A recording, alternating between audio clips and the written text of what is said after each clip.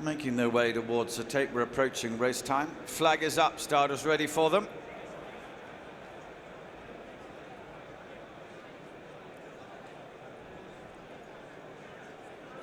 They're off. They're racing them as they come onto the chase course and make their way to the first of the 19 fences. Ahoy Senor off to the right in red colours. The nose banded of 3 under through 5, and between those L'Homme Presse of the leading trio. Farouk D'alene landed rather steeply. It's the white cap. He'd be 3 from the back of the field. Heading to number 2, Ahoy Senor, Derek Fox striding along into a 2-length lead. L'Homme Presse, the green and white colours in second, 3 under through 5, who is nose banded alongside him. Dussard off to the running rail, white sleeve jacket. Couple of lengths off these, and they're taking their time a little bit in the early strides as the ground has got softer with this rain. Beacon Edge and Farouk D'alene racing together, and behind these is Capodano as they come to the third, with Capodano in yellow sleeves, Gaillard de Maynil, and then the light blue colours of Streets of Doyen, Simon Torrance just at the rear of the field. Number 4 is the water jump for the first time. Ahoy Senor was the leader over it. There'll be about 10-12 lengths first to last as they come to 5, which is an open ditch. L'Homme Presse, green and white jacket for Charlie Deutsch, running in second. Adrian Heskin, 3 under through 5. Nose-banded horse runs in third place. Dussard is next, white sleeves. Nico de Boinville's alongside Sean Flanagan on Beacon Edge, and Davy Russell on Farouk D'alene is wider of those as they come to 6. Then comes nodding on landing there, Capodano, Mark Walsh, green and yellow hoop jacket. Just preceding him, Gaillard de Maynil, Paul Townend, and the light blue Simon Torrance, Streets of Doyen is the back marker. 7 coming up, which is the open ditch right over on the far side of the course. Ahoy Senor continues in front, although he got rather close to that, started into it, and L'Homme Presse is level, maybe even slightly ahead of him now as they're about to turn downhill on towards fence number 8. 2 or 3 lengths behind the leaders, 3 under through 5. Maroon and white jacket, white cap, Farouk D'alene's come up round the outside. He's just about taken 4th position now from Dussard, a red cap against the rails, and between those is Beacon Edge. Gaillard de Maynil, little wide on the course, check jacket, black and yellow.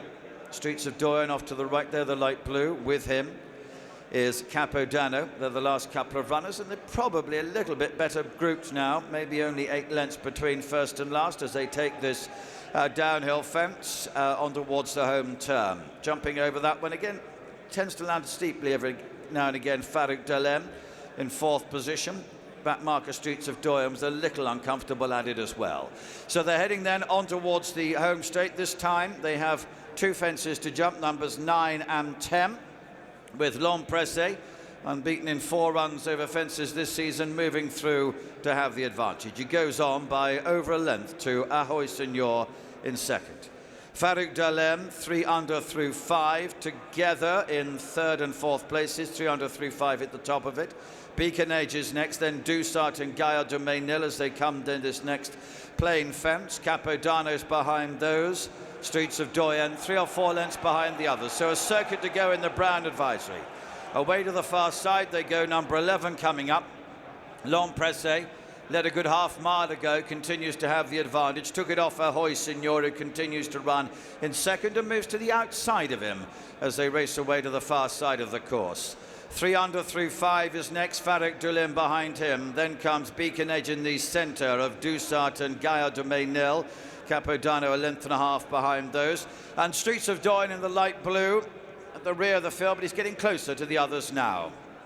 On they go to number 12, L'Homme Presse and Charlie Deutsch out in front. Ahoy Senor in second position. Dussard a tiny error there. The water jump for the second and final time coming up. The nose banded 3 under through 5, still holds 3rd place. Farouk D'alene is the far side of him in 4th. Beacon Edge, Gaillard de Maynil the next pair. Behind those Dussard, and then Capodano, and then Streets of Doyen. They have 2 more open ditches to take. This is the first of those coming up. Number 14 overall, L'Homme Presse. Gets into it, asked for a big leap, he responded well, he took 2 or 3 lengths out of his rivals there. Ahoy Senor and 3 under through 5 together in second and third, get closer to him again. Farouk D'alene and Dusart behind those as they take the next plain fence, and then comes Beacon Edge. Behind Beacon Edge is Gaillard de Mainil, and then comes Capo D'Ano. They've only got 4 to jump from here now. Final open ditch coming up. Streets of Doyen is 10, 12 lengths behind the others. L'Homme Presse, the final one of the open ditches, then 4 from the finish.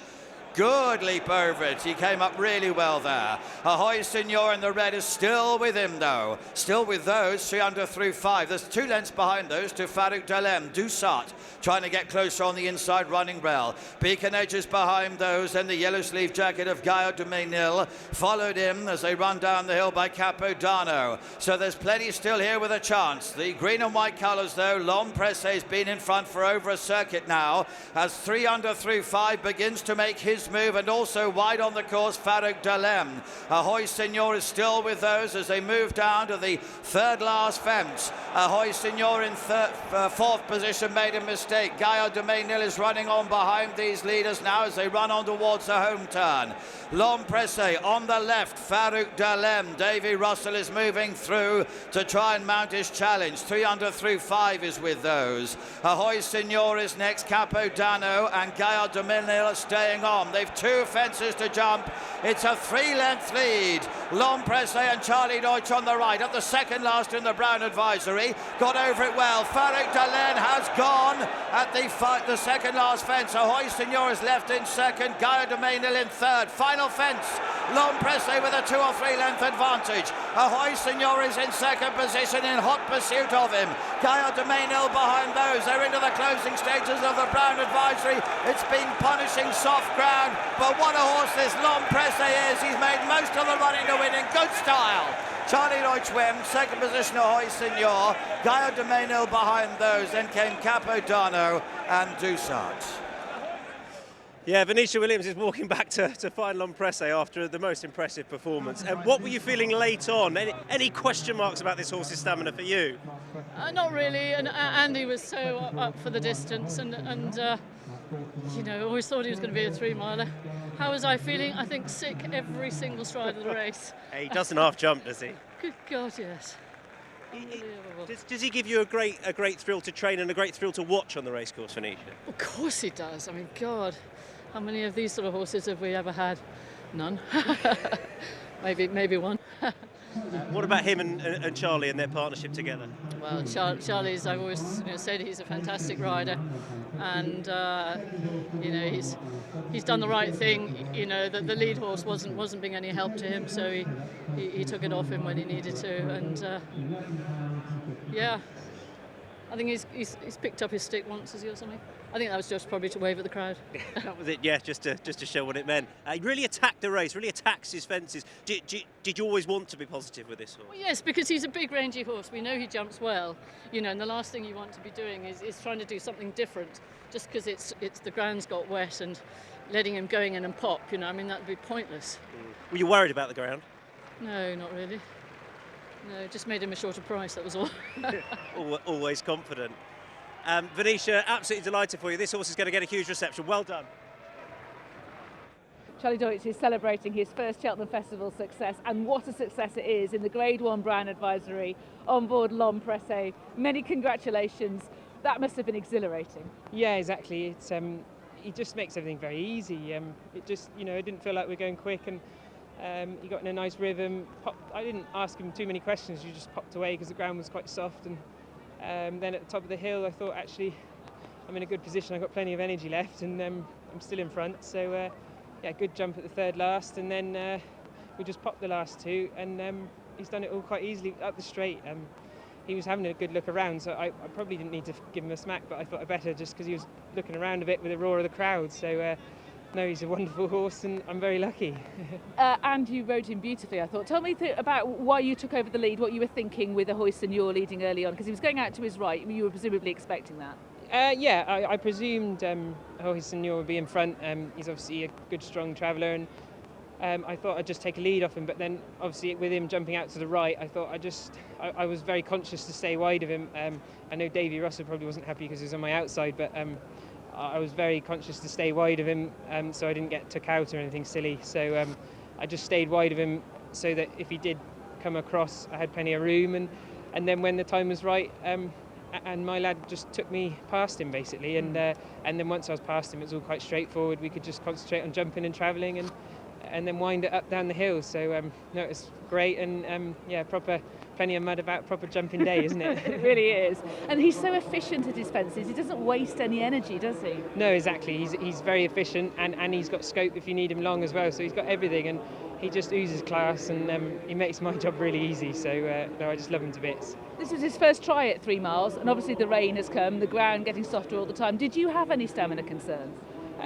Yeah, well, to be honest, obviously it's always an unknown, isn't it? So I was always confident he will be a 3 miler, but with the rain coming, and then, yeah, obviously yesterday it was good ground, so I was quite pleased. Yeah, so, and then with the rain coming, I thought, oh, crikey, I hope we've made the right decision, but obviously he's stayed all the way, and he's just made it all easy. So he's just a wonderful horse. He's got a brilliant brain, and yeah, it's just great to come across one like him, and all thanks to Andy, the owner, and Mr. Pink, and Venetia, really. You know, they've brought him here, and I'm lucky enough to ride him. So yeah, it's a dream come true. Could he be a Gold Cup horse? Yeah, off the back of that, definitely, yeah. And how about you? I mean, this has been, it's a breakthrough season, is a bit underplaying what you've achieved previously, but this has been a fabulous season for you in Venetia. Does this really top it off? Oh, massively, yeah, exactly. Obviously, this last month hasn't gone as well as the others, and obviously you start asking yourself questions, but yeah, as long as you've got the good horses like this lad, yeah, it's really topped it off. I said going into the week, if we could get a Cheltenham Festival winner, then it would make the season, and it has. And no, it's just pinching myself, really. Well, it has happened, because you're about to go and get the trophy. Congratulations, Charlie. Thank you very much.